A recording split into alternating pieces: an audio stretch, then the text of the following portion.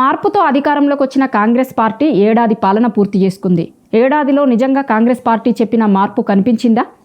విజయోత్సవాలు చేసుకుంటున్న సందర్భంగా ప్రతిపక్షాలు ఏం సాధించారని విజయోత్సవాలు చేసుకుంటున్నారు అంటున్నారు. నిజంగా విజయోత్సవాలు చేసుకునే అర్హత కాంగ్రెస్ పార్టీకి ఉందా లేదా అనేక అంశాల మీద ఏడాది పాలన మీద మాట్లాడేందుకు మనతో పాటు పొలిటికల్ అనలిస్ట్ వి ప్రకాష్ గారు ఉన్నారు.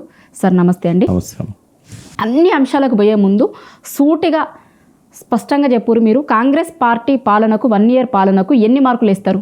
మార్కులు అనేటివి పనిచేసేవాడికి వేస్తాం.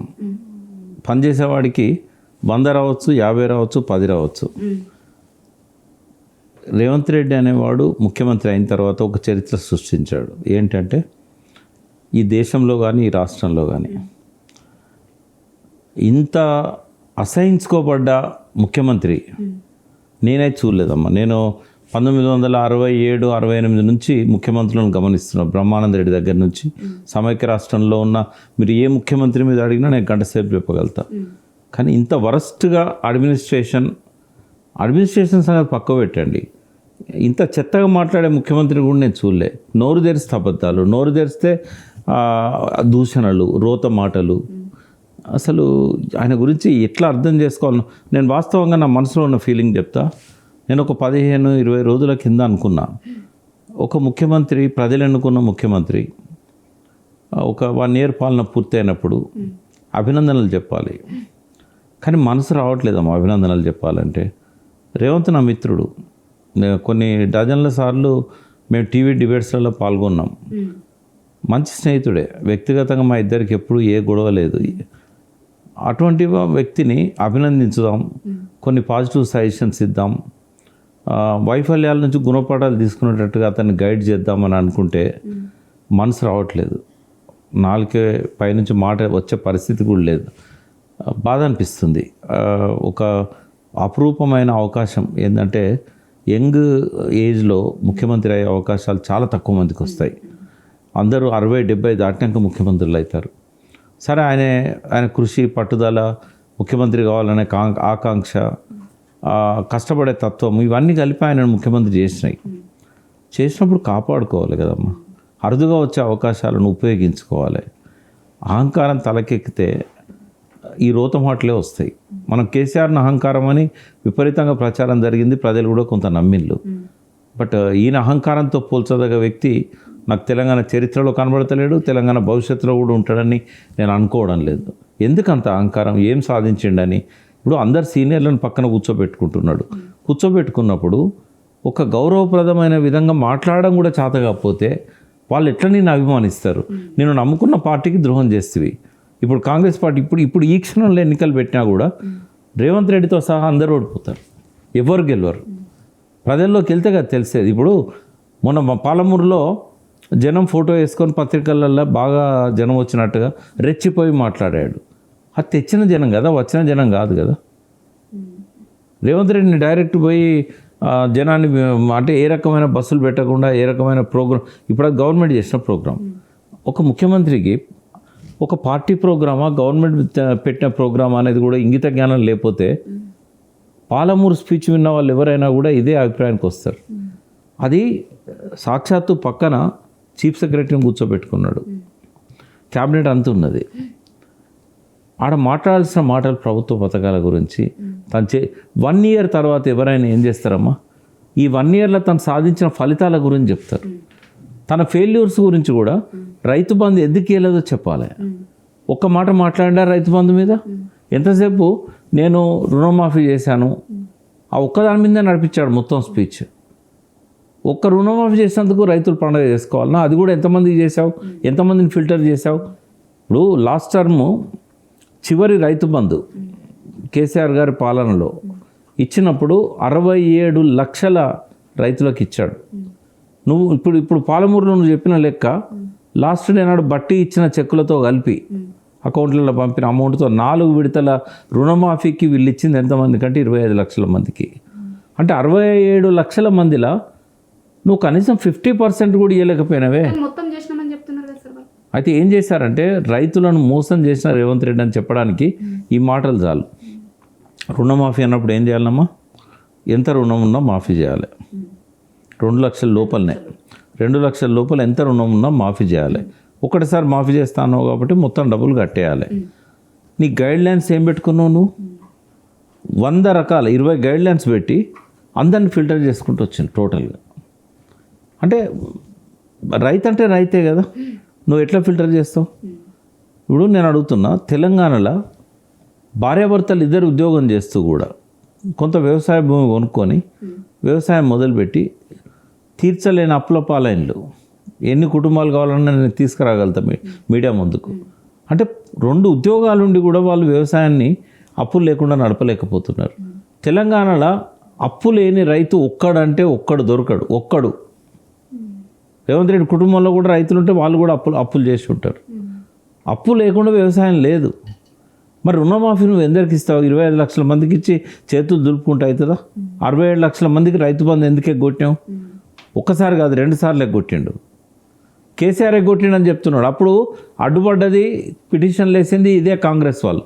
ఇలా బీసీ కమిషన్ చైర్మన్గా ఉన్న నిరంజన్ గారు కాంగ్రెస్ పార్టీలో అప్పుడు వైస్ ప్రెసిడెంట్గా ఉండి ఆయనే కదా అడ్డు తగిలింది. పిటిషన్ వేసి ఎలక్షన్లు అయ్యేదాకా రైతు బంధు ఇవ్వద్దని చెప్పి ఆపింది ఎవరు?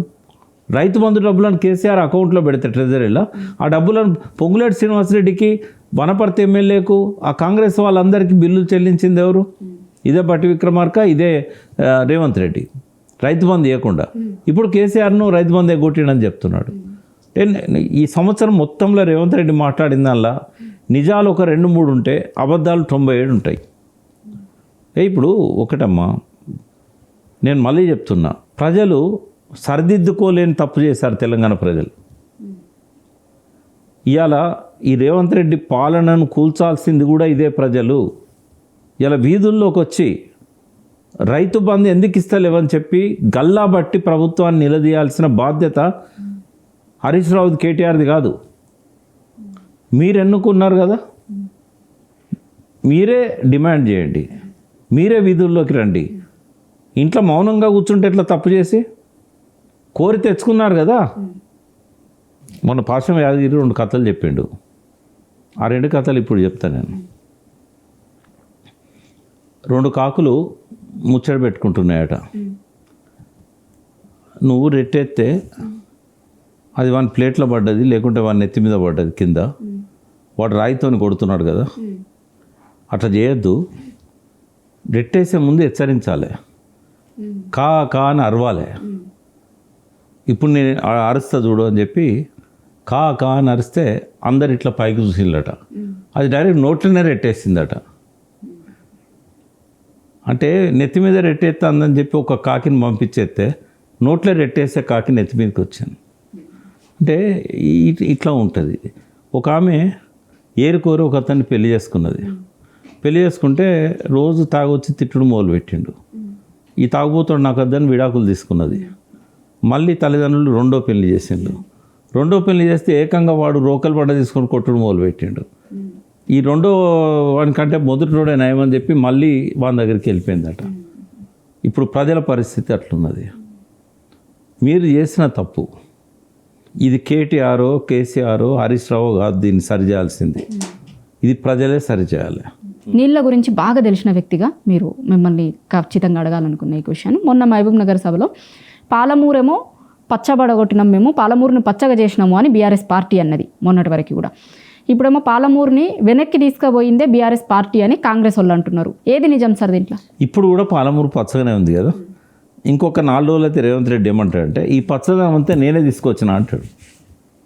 ఎందుకంటే టీఆర్ఎస్ పాలన యొక్క ఫలితాలన్నిటినీ ఒక్కొక్కటిగా తన అకౌంట్లో వేసుకుంటున్నాడు రేవంత్ రెడ్డి. నేను అడుగుతాను, ఈ సంవత్సరం మొత్తం మీద ఇరిగేషన్ మీద మీరు ఎంత ఖర్చు పెట్టిండ్రు? వైట్ పేపర్ రిలీజ్ చేయమనండి. పోనీ పాలమూరు పథకమే ఇప్పుడు నీ కోడంగల్ దాకా నీళ్ళు రావాల్సిన పథకం కదా, తట్టేడు మన్ను తీసినావా? పెండింగ్ వర్క్ల మీద రూపాయి ఖర్చు పెట్టినావా? ఇప్పటి వరకు పాలమూరులో ఏం జరిగిందో అదంతా టీఆర్ఎస్ పాలనలోనే కదా. ఇవాళ రిజర్వాయర్లకు నీళ్ళు వచ్చినాయి, పంపింగ్ స్టేషన్స్ పెట్టారు. 8 మోటార్లు పెట్టాల్సిన కాడ 4 మోటార్స్ పెట్టారు. ఈ 4 మోటార్లల్లో ఒక్క మోటార్ నన్ను నువ్వు పని చేయించినావా? 4 మోటార్లు ఉన్నాయి ప్రతి రిజర్వాయర్ దగ్గర. 50% అయితే ఆయకట్టు పారాలి కదా. మరి ఎందుకు ఆన్ చేయలేకపోయినావు? అంటే కేసీఆర్ చేసిన పనులను కూడా ఇలా ఉపయోగించుకునే స్థితిలో ఉన్నా కూడా నువ్వు ఉపయోగించుకోలేకపోయినవే. తర్వాత కేసీఆర్ దాదాపు 35,000-40,000 కోట్లు పాలమూరు రంగారెడ్డి పథకం మీద పెట్టాడు. ఈ 1 yearలో నువ్వు ఎన్ని పెట్టినావు? ఇవాళ రిజర్వాయర్లు కానీ, కాలువలు కానీ, ఎత్తిపోతల పథకాలు కానీ, పెద్ద పెద్ద పంపులు, బాహుబలి పంపులు కానీ, కాళేశ్వరంలో పెట్టిన పంపుల కంటే ఎక్కువ శక్తివంతమైన పంపులు ఇక్కడ పెట్టారు. అక్కడ 139 మెగావాట్లదే హైయెస్ట్ పంపు. పాలమూరు రంగారెడ్డిలో 145 మెగావాట్ల పంపులు పెట్టారు. నువ్వు ఏం ఉపయోగించుకున్నావు?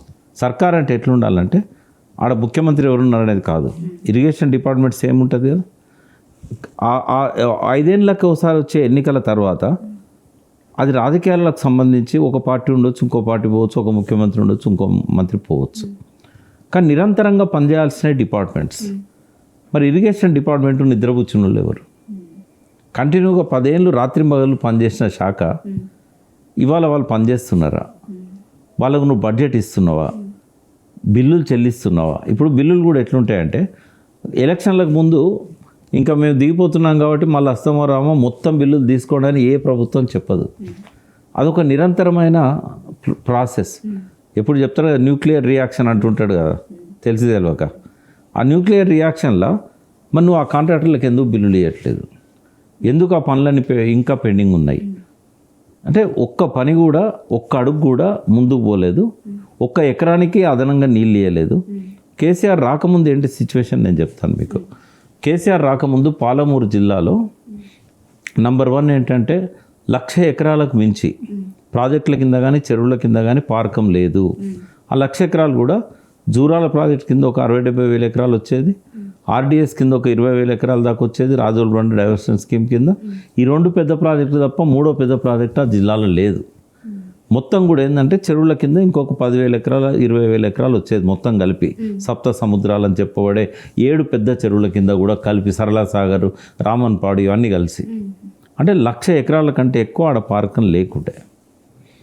కేసీఆర్ దిగిపోయినాడు 11 లక్షల ఎకరాలకు నికర పార్కం ఉన్నది. ఎక్కడి నుంచి వచ్చింది? కేసీఆర్ ఏం చేయకపోతే పాలమూరుకు 11 లక్షల ఎకరాలకు నీళ్ళు ఎక్కడి నుంచి వచ్చినాయి అంటే అంటారు. మరి రాజశేఖర రెడ్డి ఉన్నప్పుడే కలవకుర్తి, నెట్టెంపాడు, భీమా, ఎత్తిపోతల పథకాలు మొదలుపెట్టిండు. ఇప్పుడు మొదలుపెట్టిండు, కొన్ని 60% అయినాయి, కొన్ని 80% అయినాయి. పూర్తి చేయాలి కదా. పూర్తి చేసింది కేసీఆరే కదా. ఇప్పుడు కేసీఆర్ ప్రభుత్వం నోటిఫికేషన్లు ఇస్తే అన్నీ కంప్లీట్ అయ్యి రిజల్ట్ అనౌన్స్ చేసే టైంకి ఎలక్షన్ కోడ్ అడ్డం వస్తే, ఎలక్షన్ అయిపోగానే ఉద్యోగాలు నేను ఇచ్చినా నువ్వు చెప్పుకుంటున్నావు కదా. మరి కేసీఆర్ ఇచ్చినాయి కదా ఆ లెక్కన చూస్తే. నెట్టెంపాడు, కలవకుర్తి, భీమా ఒకటి. రెండవది, కేసీఆర్ ఆ సిస్టమ్ అంతా కంప్లీట్ చేసి లాస్ట్ 5-6 ఇయర్స్ నుంచి మహబూబ్నగర్లో 10 లక్షలకు ఎక్కువ నీళ్ళు ఇచ్చాడు, ఎకరాలకు ఎక్కువ. నువ్వెందుకు ఆ పని చేయలేకపోయినావు? మొన్న శ్రీశైలంకు వరద వచ్చింది. శ్రీశైలం కొన్ని వారాల పాటు అలుగుపడ్డది, మత్తడి దుమికినాయి నీళ్ళు. నువ్వెందుకు లిఫ్ట్ చేయలేదు? నీ కాళేశ్వరం నెట్వర్క్లో ఎన్ని నీళ్ళు ఉన్నాయి? భీమా రిజర్వాయర్లలో ఎన్ని నీళ్ళు ఉన్నాయి? కోయిల్ సాగర్లో ఎన్ని నీళ్ళు ఉన్నాయి? నీళ్ళన్నీ ఎటుపోయినాయి? శ్రీశైలంలో ఎందుకు మాయమైనాయి? శ్రీశైలం నుంచి ఎటుపోయినాయి? 2-3 సార్లు శ్రీశైలం నిండితే, నిండిన ప్రతిసారి వీళ్ళేమో నిర్లిప్తంగా ఉన్నారు. పోతిరెడ్డిపాడు ద్వారా, తెలుగంగ ద్వారా, ఎస్ఆర్బీసీ ద్వారా 400 టీఎంసీలను తీసుకుపోయి రాయలసీమలో, కోస్తాలో నెల్లూరు, సంగం ఆనకట్టు, కండలేరు, సోమశిల, గుర్రాఘవేంద్ర స్వామి రిజర్వాయర్, వెలుగొండ నుంచి కూడా తీసుకుపోయినాయి. 400 టీఎంసీలతో శ్రీశైలం రిజర్వాయర్ను ఖాళీ చేశారు. 215 టీఎంసీలు ఉండాల్సిన శ్రీశైలం రిజర్వాయర్లో ఇవాళ పట్టుమని 120-130 టీఎంసీలు కూడా లేవు. రేపు యాసంగి పంటలకు ఎక్కించిస్తావు అంటే తెలివి ఏమన్నా ఉన్నదా? కొంచెమన్నా ఇంగిత జ్ఞానం ఉన్నదా? నేను పాలమూరు బిడ్డను. కేసీఆర్ డైలాగ్ ఒకటి ఉండే, ఈ మట్టిలో పుట్టిన వాడిని, రేపు చస్తే ఈ మట్టిలోనే కలిసేవాడిని, ఈ ప్రాంతం మీద నాకుండే ప్రేమ మమకారం ఎక్కడో ఆంధ్రలో పుట్టిన వాళ్ళకు ఉంటుందా అని అనేవాడు. ఆ డైలాగ్ అన్నప్పుడు ఈయన జిమ్ ముందట డాన్సులు చేసే స్టేజ్లో ఉండే రేవంత్ రెడ్డి, జై జై అనుకుంటా కార్యకర్తలతో కలిసి. ఎందుకంటే మామూలు కార్యకర్త అప్పుడు. ఇదంతా మనసులో పెట్టుకున్నాడు. కేసీఆర్ డైలాగ్లో ఇప్పుడు మళ్ళీ కొడుతున్నాడు పాలమూరు మీటింగ్లో. ఈ మట్టిలో పుట్టినోడిని ఇక్కడనే చచ్చిపోతే కలిసిటోడిని నాకున్న ప్రేమ వేరే వాళ్ళకు ఉంటుందా అనే కేసీఆర్ డైలాగును యథాతథంగా అప్పచెప్తున్నాడు. మరి కేసీఆర్ చేసిన పనులను కూడా యథాతథంగా కాపీ చేయొచ్చు కదా. చాలాసార్లు అంటాడు నా మీద కేసీఆర్ ఇంపాక్ట్ బాగుంది అని. మరి కేసీఆర్ ఇంపాక్ట్ ఉంటే కేసీఆర్ చేసిన దానిలో ఒక 1000 వంతన నువ్వు చేస్తున్నావా? ఇప్పుడు ఆయనలాగా రోత మాటలు నేను మాట్లాడేటట్టయితే ఆయన కాలి గోటికి సరిపోవడానికి అనొచ్చు, కానీ నా నోరు నేను పాడు చేసుకోదలుచుకోలేదు. అంటే ఆయన స్పీచ్ పాలమూరిది వింటున్నప్పుడు ప్రతి నిమిషానికి నా బ్లడ్ బాయిల్ అయింది. ఒక ముఖ్యమంత్రి ఇట్లా మాట్లాడవచ్చా?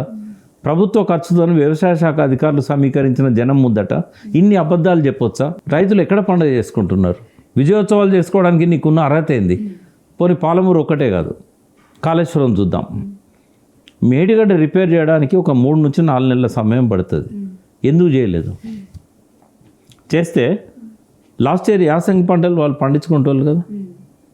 పోనీ గవర్నమెంట్ దిగిపోయిన తర్వాత కూడా ఇదే నవంబర్ నెల నుంచి ఈయన వర్షాలు స్టార్ట్ అయ్యే అక్టోబర్ దాకా, జూలై దాకా గోదావరిలో ఒక 3 నెలలు 4 నెలలు ఫ్లో ఉంటుంది, మార్చి దాకా ఉంటుంది. నువ్వు ఆ ఫ్లోను ఎత్తిపోయడానికి చిన్న కాపర్ డ్యామ్ కడితే కనేపల్లి పంప్ హౌస్లోకి నీళ్ళు వచ్చేటి, ఆ యాసంగి పంటలకు ఆ నీళ్ళు అన్నీ ఎక్కడికి వచ్చేటి. ఎప్పటిలాగా కేసీఆర్ ఉన్నప్పుడు ఎట్లయితే నీళ్ళు వచ్చినాయో రైతులు అలవాటు కొద్దీ లక్షలాది ఎకరాల్లో పంటలు విత్తనాలు వేసుకున్నారు, నార్లు పోసుకున్నారు, నాటేశారు. పంట ఎదిగే టైంకు నీళ్ళు అందక లక్షలాది ఎకరాల పంట ఆగమైపోయింది. రైతులకు విపరీతంగా నష్టం జరిగింది. దానికి కారణం నువ్వు కదా. కానీ మీరేమో ఇది అంటున్నారు, కాళేశ్వరం ప్రాజెక్టు పనికి రాకున్నా కూడా ఈసారి వరి చాలా ఎక్కువగా పండింది, పెండింగ్ ప్రాజెక్టులు పూర్తి చేయలేదు, ఇవి చేయలేదని మీరు అంటున్నారు. కానీ ఈసారి రికార్డ్ స్థాయిలో వరి పండింది అని చెప్తున్నది కదా. అదే ఒకటేమో ప్రజలను తప్పుదారి పట్టేయడం, రెండవది నీళ్ళ మీద అవగాహన లేకపోవడం. ఇప్పుడు నేను మళ్ళీ చెప్తున్నా, కేసీఆర్ మీద ప్రేమతోనో అభిమానంతోనో చెప్పట్లేదు. ఇవాళ పండిన 1,55,000 మెట్రిక్ టన్నుల వరి గింజల మీద అది కేసీఆర్ యొక్క కృషి అని చెప్పగలుగుతా. ఎట్లా కాళేశ్వరం నుంచి చుక్క నీరు కూడా వాడుకోలేదని చెప్తున్నారు కదా. ఇప్పుడు ఒకటి ఉంటుందమ్మా, ఇప్పుడు కాళేశ్వరం నుంచి చుక్క నీరు వాడుకోలేదు అన్నది కరెక్ట్ కాదు. ఫస్ట్ పాయింట్, ఇప్పుడు సర్ఫేస్ వాటర్, గ్రౌండ్ వాటర్ అని 2 ఉంటాయి. ఇప్పుడు కేసీఆర్ ఒక 7-8 ఏళ్ళు మిషన్ కాకతీయ పనులు మొదలైనప్పటి నుంచి అదివరకు చెరువులల్లో మా అంటే ఒక 2 లక్షలు 3 లక్షలు మ్యాక్సిమం 4 లక్షల ఎకరాల్లో పంటలు పండేది. ఎందుకంటే అంతకుముందు ఉన్న చెరువులన్నీ నాశనం అయిపోయినాయి, పూటికతో నిండిపోయినాయి, తెగిపోయినాయి. ఒక వర్షం వస్తే 100 చెరువులకు గండిపడ్డది. కేసీఆర్ ఏం చేసినాడంటే చెరువులన్నింటినీ పునర్నిర్మాణం చేశాడు. 27-28 వేల చెరువుల కుంటలను, తర్వాత ఇంకొక 17,000 చిన్న నీటి వనరులను, 46,500 చిల్లర మొత్తం వచ్చినాయి. అందులో చెరువుల కుంటలు ఒక 27-28 వేలు ఉన్నాయి. 4 దశలల్లో 2015 నుంచి 18 లోపలనే 27,000 చెరువులు పూర్తయినాయి. దీనిలో పూటిగా తీయడం వల్ల గ్రౌండ్ వాటర్ పెరిగింది. 9 రకాల పనులు చేశారు మిషన్ కాకతీయాల. వాటి ఫలితం ఏమైందంటే గ్రౌండ్ వాటర్ చాలా అంటే ఉబికి వచ్చింది పైకి. చాలా జిల్లాలల్లో మోటార్ పెట్టకుండా, పంపు పెట్టకుండా కూడా నీళ్లు పొంగి పొరినే మీరు టీవీలలో చూపెట్టారు, పేపర్లలో కూడా ఫోటోలు వేశారు. అంటే బోర్ వేస్తే చాలు నీళ్లు ఓపెన్గా బయటకు వచ్చినాయి. బావులల్లో వర్షాకాలము పైనుంచి ఎక్కి పారినాయి. ఇదంతా ఎట్లా సాధ్యమైందమ్మా? భారతదేశంలో ఎక్కడ సాధ్యం కాలే, ఒక తెలంగాణలో తప్ప. ఈ కేసీఆర్ అధికారంలోకి వచ్చే నాటికి 10 లక్షలకు పైన పంపు సెట్లు ఎండిపోయినాయి. అంటే ఫస్ట్ బావులు ఎండిపోయినాయి. ఏది 1980-90 మధ్యకాలంలోనే బావులన్నీ ఎండిపోయినాయి, మూట బావులు. ఇప్పుడు సమైక్య రాష్ట్రంలో మనం కలిసే నాటికి బోర్ లేవు. మొత్తం తెలంగాణలో ఒక్కటంటే ఒక్క బోర్ లేదు అప్పుడు. మొత్తం ఉన్నాయి మూట బావులే, డీజిల్ ఇంజన్ మూట బావులు. ఈ మూట బావులు దాదాపుగా ఆ రోజుల్లోనే ఒక 3-4 లక్షల ఎకరాల్లో పంటలు పండేవి. వేల సంఖ్యలో మూట బావులు ఉండేది. ప్రతి ఊర్లో కూడా 100ల సంఖ్యలో మూట బావులు ఉండేది. ఈ బావులన్నీ ఒక్కొక్కటిగా 1965 సస్య విప్లవం అని ఎప్పుడైతే వచ్చిందో, గ్రీన్ రెవల్యూషన్, అక్కడ నుంచి వాటి దుర్దశ స్టార్ట్ అయింది. ఎందుకంటే బావులన్నీ పూర్తిగా తీసేవాళ్ళు లేకుండా పోయిండు చెరువులల్లో. ఎందుకంటే ఈ సస్య విప్లవం పేరుతో సబ్సిడైజ్డ్ యూరియా డిఏపి ఇచ్చడం మొదలుపెట్టారు. ఎండాకాలము పొనకలు వేసుకొని బండ్లలో పోయి చెరువు మట్టి తీసుకొని వచ్చి ఆ రైతులు పొలాలలో చల్లుకునేటోళ్ళు. ఈ హరిత విప్లవం రావడంతో ఎరువులు, పురుగు మందులు, ఈ ఎరువుల బస్తాలన్నీ 30 రూపాయలకి 20 రూపాయలకు బస్తా ఇచ్చేసరికి పంట బాగా పండుద్దట. మన పెంట కంటే దాంతోనే ఎక్కువ పండుద్దట. పెంట మందులు మాయమైనాయి, తీసుకుపోయేటోళ్ళు లేరు రైతులు. అదంతా పేరుకపోయింది. అదే టైంలో ప్లాస్టిక్ రెవల్యూషన్ వచ్చింది. దాంతో కుమ్మరి వాళ్ళు చెరువులో పోయి మట్టి తీసి కుండలు చేయడం ఇవన్నీ కూడా బంద్ చేసిండ్రు. ఈ ప్లాస్టిక్ బిందెలు, ప్లాస్టిక్ మొదలు పెట్టిండ్రు ప్రజలంతా. ఇంకా వాళ్ళకి డిమాండ్ లేకుండా పోయింది. ఈ చెరువుల మట్టి ఎవరు తీయకపోవడం వల్ల ఏమైందంటే సిమెంట్ ప్లాస్టర్ వేసినట్టు అయిపోయింది. నల్ల మట్టి అంతా, మనదంతా ఎక్కువ నల్లరేగడి భూములు ఉంటాయి. సో భూగర్భంలోకి దారాలు అనేటివి పోవడం ఆగిపోయింది. ఊటలు లెవిగా. ఊటలు ఎప్పుడైతే ఆగిపోయిందో ఒక 20 ఏళ్ళల్లో మొత్తం ఊట బావులు అన్నీ ఎండిపోయినాయి. ఎండిపోవడంతో పాటు ఈ ఫ్రీ కరెంట్ ఎప్పుడైతే స్టార్ట్ అయిందో రైతులు బోర్లు వేయడం మొదలుపెట్టారు. మీకు తెలుసు కదా, ఒక్కొక్క బోర్ల వెంకటరెడ్డి అని పేరు ఉన్నది కదా, 56 బోర్లు వేసి 70 బోర్లు వేసిన వాళ్ళు ఉన్నారు. ఈ బోర్ల కింద ఏమైందంటే అప్పుల పాలైన్లు, అప్పులు తీర్చలేక ఆత్మహత్యలు చేసుకున్నారు. 24 లక్షల బోర్వెల్స్ మన 2014 నాటికే ఉన్నాయి. ఇంకో 4 లక్షలు ఇప్పుడు పెరిగినాయి. అయితే ఈ 24 లక్షల బోర్వెళ్ళల్లో 10 లక్షలకు పైన బోర్లు కూడా పూర్తిగా ఎండిపోయినాయి. ఇప్పుడు ఏమైంది? ఈ కేసీఆర్ చేసిన మిషన్ కాకతీయ కృషి వల్ల. రెండవది, కాళేశ్వరం మొదలైన తర్వాత 2019 జూన్ 21 నుండి నిన్న మొన్నటి దాకా ఆయన ఒక ఇంటిగ్రేటెడ్ వాటర్ డెవలప్మెంట్ ఒకటి చేసిండు. ఎట్లా అంటే ఇంటిగ్రేటెడ్ అంటే అన్ని నదుల మీద, వాగుల మీద బ్యారేజీలు కానీ చెక్ డ్యాములు కానీ కట్టిండు. గోదావరిని 200 కిలోమీటర్లకు పైన ఎప్పుడు నీళ్లు నిల్వ ఉండేటట్టు చేశాడు. అప్పుడు ఏమైందంటే నిరంతర జలధారలు ఆ గోదావరి నుంచి భూమిలోకి పోతాయి. పైన ఎట్లా వాగులు ఉంటాయో కింద కూడా వాగులు ఉంటాయి. ఈ వాగులు తెలంగాణ అంతా విస్తరించి ఉంటాయి. పైన నీకు రిడ్జ్ ఉంటుంది గోదావరి కృష్ణ, కింద ఉండదు. గోదావరిలో పడ్డ ఊటలు కృష్ణా దాకా కూడా పోతాయి. కృష్ణాలో పడ్డ ఊటలు గోదావరి దాకా కూడా వస్తాయి. పైన రిడ్జ్ ఉంటుంది కానీ కింద రిడ్జ్ ఉండదు. వర్షం పడే నీరు ఇటు పోవాలన్నా అటు పోవాలన్నా అనేది ఎత్తుపల్లాలు డిసైడ్ చేస్తాయి. భూగర్భంలో అవేమి ఉండవు. ఎటు వంపు ఉంటే అటు పోతూనే ఉంటాయి. ఎక్కడ రాళ్ళు ఉంటే వాటిని చీల్చుకుంటే వెళ్ళిపోతూనే ఉంటాయి. సో మొత్తము 200 కిలోమీటర్ల గోదావరి నిరంతరం 365 రోజులు నీళ్ళ లోపల పంపుతూనే ఉన్నది. తర్వాత పైన ఉన్న గోదావరిని అన్ని వాగులతోనూ అనుసంధానం చేశారు, అన్ని చెరువులతోనూ అనుసంధానం చేశారు. దాదాపుగా ఒక 10-15 వేల చెరువులు కాళేశ్వరం నీళ్ళతోని నిండిపోయినాయి. మండు టెండర్లో కూడా అలుగు దునికినాయి. అది ఓన్లీ కల్వకుర్తిలోనే దునకలేదు, మన మహబూబ్ నగర్లో దునకలే, ఇక్కడ కూడా దునికినాయి. మహబూబ్ నగర్లో కూడా రాయలసీమ ఎత్తిపోతల పథకం పేరుతోనో పోతిరెడ్డిపాడు ద్వారానో నీళ్ళని తీసుకుపోతున్న విషయాలను కనిపెట్టి ఎప్పుడు వరదొత్తప్పుడు కేసీఆర్ గారు ఏం చేశారంటే ఆ నీళ్ళని ఎత్తి వాగులలో పోసాడు. వాగుల ద్వారా చెరువులన్నీ నింపాడు. మనం చూసాం కదా, మే నెలలో కూడా వనపర్తి ప్రాంతంలో అలుగు దునుకుతున్న చెరువుల ఫోటోలు చాలాసార్లు వేసాం మనం. ఈ నీరంతా ఎక్కడ పోద్దామా? భూగర్భంలోకి పోతుంది. ఆన్ రికార్డు నేనే చైర్మన్ ఉన్న భూగర్భ శాఖకు 7 ఇయర్స్ రిపోర్ట్స్ ఉన్నాయి. ప్రతి సంవత్సరం ఎన్ని నీళ్లు పైకి వచ్చినాయి, ఎంత పైకి వచ్చినాయి అంటే బిందె పట్టుకొని ఇట్లా ముంచితే బావులలో నీరు చేతికి అందింది, అంత పైకి వచ్చినాయి. ఎక్కడో కాదు, పాలమూరు జిల్లాలో. అంటే ఈ నీళ్ళన్నీ భూగర్భంలో ఉన్నాయా లేవా? ఇప్పుడు పంటలు పండుతున్నాయి ఆ నీళ్ళతోనే. ఈ నీళ్ళు కాళేశ్వరం నీళ్ళు కాదా? ఈ నీళ్ళు కల్వకుర్తి నీళ్ళు కాదా? ఈ నీళ్ళు కేసీఆర్ కృషి వల్ల వచ్చినాయి కాదా? మిషన్ కాకతీయాల పూర్తిగా తీయకపోతే ఈ నీళ్ళు భూమిలో పోయేదా? వాగుల మీద 1200 చెక్ డ్యాములు కట్టకపోతే ఆ నీళ్ళు కిందికి ఎట్లా పోయేటి? ఆగేటి ఆ వాగులలో ఇసుకనంతా తోడేసింది కదా. ఆ నీళ్ళన్నీ కూడా సరసరా పోయి గలగల గోదావరి తరలిపోతుండేది. బిరబిర కృష్ణమ్మ పరుగులిడుతుండేది. ఎప్పటిలాగానే రాజమండ్రి, విజయవాడలో బంగారు పంటలు పండుతుండేది. మన దగ్గర గదే శవాల ఊరేగింపులు జరుగుతుండేది. ఇప్పుడు పాలమూరు జిల్లా ఎంత మార్పు వచ్చిందని చెప్పడానికి ఎన్నో రిపోర్ట్స్ ఉన్నాయి.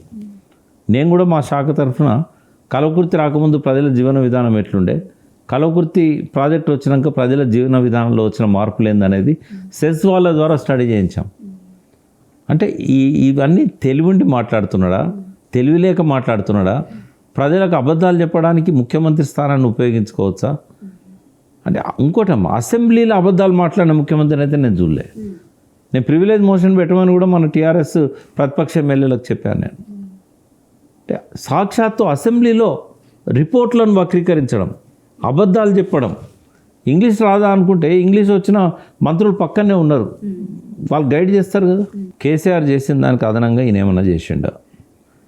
పెండింగ్ ప్రాజెక్టులన్నా కనీసం కేసీఆర్ గారు అప్పుడు కాంగ్రెస్ పాలనలో పెండింగ్లో ఉన్న అన్నీ కూడా సత్వరమే పూర్తి చేయాలని టాప్ ప్రయారిటీ ఇచ్చిండు. ఈయన ఇచ్చిండు అట్లా. ఏ ప్రాజెక్టు పూర్తి చేసిండు? ఎన్ని ఎకరాల కొత్తగా నీళ్ళు ఇచ్చాడు? ఆయకట్టు పెరిగిందా తగ్గిందా? రైతులు పంటలు పండేయడానికి 86% భూగర్భ జలాలు కారణం. ఈయనేదో ప్రాజెక్టులు అవి కాలువలు తీసి తుమ్మల నాగేశ్వరరావు ఈయనే ఇద్దరు కలిసి చేస్తే అయింది కాదు అది. ఉత్తమ్ కుమార్ రెడ్డి చేస్తే అయింది కాదు అది. ఇవాళ పండిన ప్రతి వడ్ల గింజ మీద ప్రజలు కేసీఆర్ పేరు చూస్తారు. తుమ్మల నాగేశ్వరరావు గారి ఇష్యూ వచ్చింది కాబట్టి 2-3 రోజుల నుంచి ఒక చర్చ చాలా బలంగా వినిపిస్తుంది. సన్నవడ్లకి బోనస్ ఇస్తే చాలు, రైతు బంధు ఇవ్వాల్సిన అవసరం లేదంటే వాళ్ళు రైతు భరోసాగా పెట్టుకున్నారు అనుకోండి, రైతు భరోసా ఇవ్వాల్సిన అవసరం లేదు అని జనం అంటున్నారు అని అంటున్నారు. ఏ జనం అన్నారు? నువ్వు సన్నవడ్ల పేరు చెప్పి ఎంతమందికి ఇస్తావు? ఇప్పుడు 155,000 మెట్రిక్ టన్నుల ధాన్యం ఉత్పత్తి అయింది, ఇవ్వగలుగుతావా? ఎంత డబ్బు అవుతుంది? నీ దగ్గర ఉన్నదా? నువ్వు సర్పంచ్లో బిల్లులు వేయలేనివి సన్నవడ్లకు మద్దతు ధర ఇస్తావా?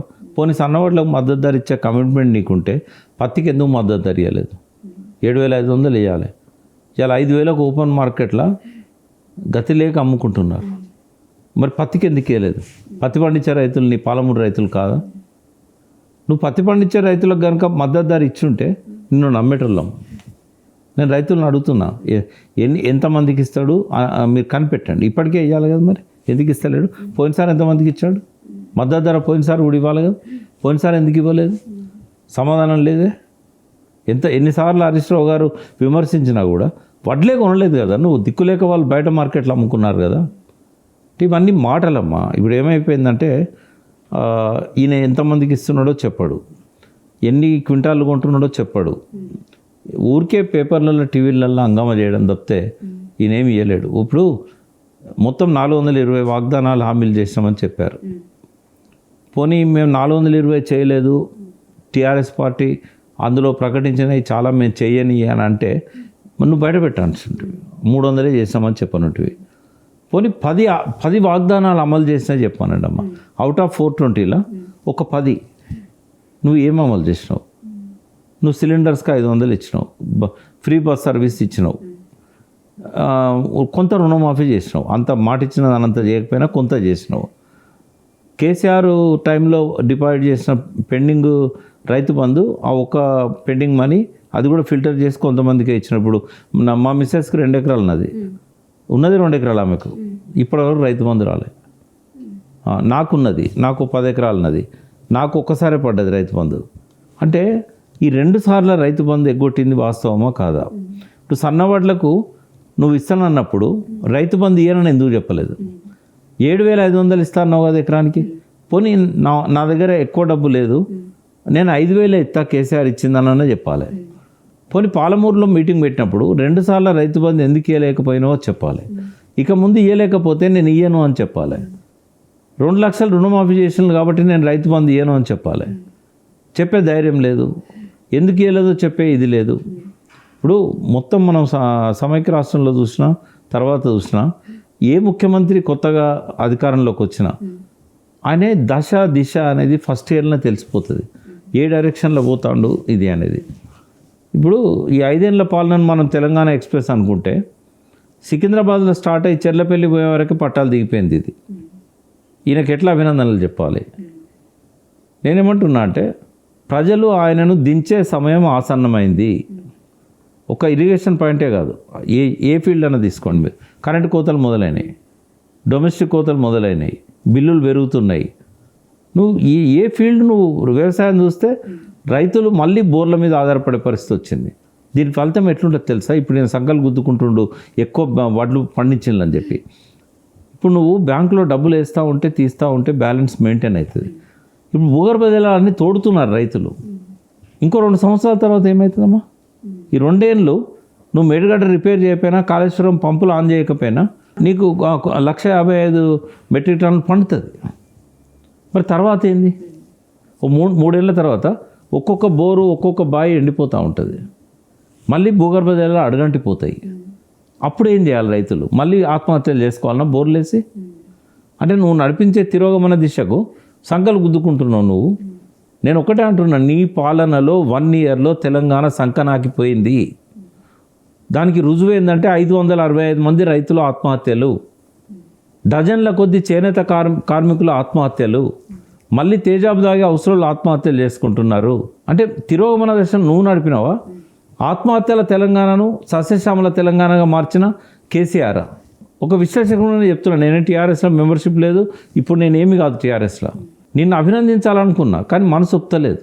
ఇన్ని రకాల అవలక్షణాలు పెట్టుకొని గోబెల్స్ కంటే ఎక్కువగా మాట్లాడుతున్నావే అబద్ధాలు. మరి మేము కూడా డైజెస్ట్ చేసుకోవాలా నీ అబద్ధాలని?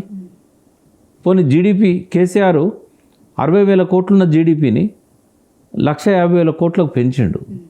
నువ్వేం చేసావు? నీ జీడిపి వాళ్ళ తిరోగమన దశలో ఉన్నది. ఫస్ట్ 6 months అయితే పూర్తిగా మైనస్లో పోయింది, 9% మైనస్లో పోయింది. నువ్వు అప్పులు చేయలేదా? 90,000 దాదాపు 90,000 కోట్లు ఇప్పుడు కొత్తగా చేసిన అప్పులు. నువ్వు అప్పులు చేసి డెవలప్మెంట్ మీద పెట్టినావా? ప్రజలకు ఇచ్చినా అని చెప్పి గొప్ప ఆయన ఏమంటాడంటే ఒక మాట, ఇదే 60,000 కోట్ల వడ్డీని మేము బట్టి కట్టిండు ఈ సంవత్సరము, ఈ 60,000 కోట్లే రైతులకు ఇచ్చినట్టయితే ఎంత సంతోషంగా ఉండేదని. మరి నువ్వు వచ్చిన డబ్బంతా రైతులకే ఇస్తే డెవలప్మెంట్ ఎక్కడి నుంచి వస్తుంది? నీ పాలనలో ప్రోగ్రెస్ ఎట్లుంటుంది? నీ ఎక్స్ప్రెస్ ఎన్నో ఢిల్లీకి చేరుతుంది, చెల్లపల్లి దగ్గర దిగిపోయింది ఇప్పుడు. సో అందుకే ఇంకొక సంవత్సరం ఇంకా రేవంత్ రెడ్డి ముఖ్యమంత్రి ఉంటే తెలంగాణ ఇంకో 10 ఏళ్ళు వెనుకపోతుంది. మళ్ళీ 2014 పూర్వస్థితి మళ్ళీ మనకు వస్తుంది. దానికి సాక్ష్యం ఎవరో అక్కర్లేదు, ఆత్మహత్యలే. బతకలేని పరిస్థితి అన్నదాత కల్పిస్తున్నది రేవంత్ రెడ్డి.